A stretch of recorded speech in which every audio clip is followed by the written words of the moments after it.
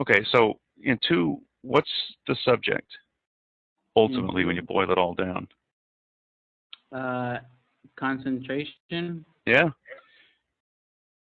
So, let's make that a concentration. Okay.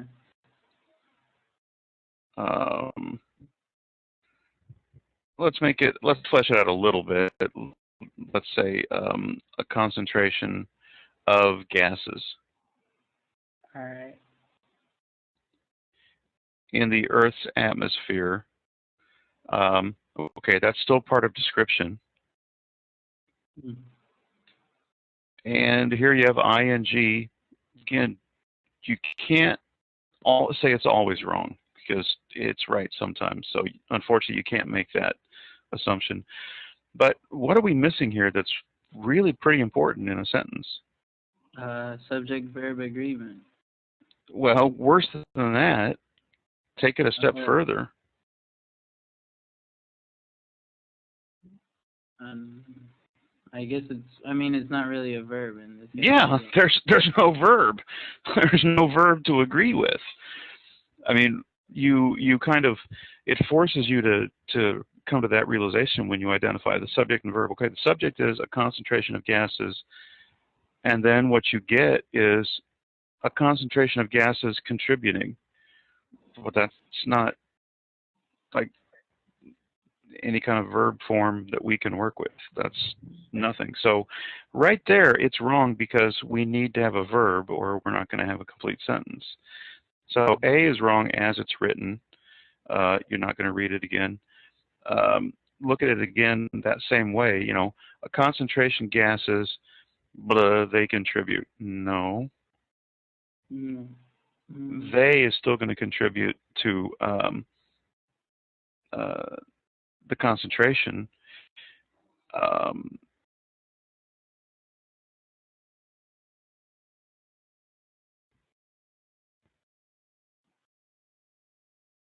what, yeah. Okay. And so the moral of the story was to get rid of the comma altogether because that was splitting up the Yeah. meaning. Um, and you'll very, very often see these answer choices. They're split up into 2 answer choices that are kind of variations of one theme and 3 variations of another theme. Okay. Really break down kind of analytically. The same thing in the math section.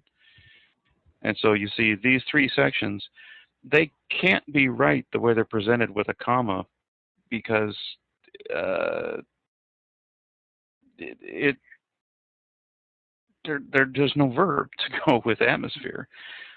So it's only when we get down to D that we realize, okay, there's a different way we could be doing this. Okay, and then we look at Yeah. D. Oh, okay, a concentration of gases, and this was in the atmosphere, contributes to. That's a perfectly straightforward sentence. And we like that because it's correct, and we don't like E because it's not correct. Yeah. Um, again, to kind of read it stripped down to its basics, a concentration of gases and contributes. What's the first verb that it did? There is none. Yeah. So all of those are wrong, and this one's right, not only because it's right, but because the others are wrong. Okay. And when you get down to it, let's say that, in some other question, you got it narrowed down to D or E, but you can't figure out which one it should be beyond that point. You're stuck. It's either D or E, but you can't tell which. If that's the case, then just pick the one that's shorter Okay. and move on. Because the one that's shorter is going to be correct more than 50% of the time. All right. Mm. Because one thing they like, fortunately, which is good news, is they like straightforward, plain spoken sentences.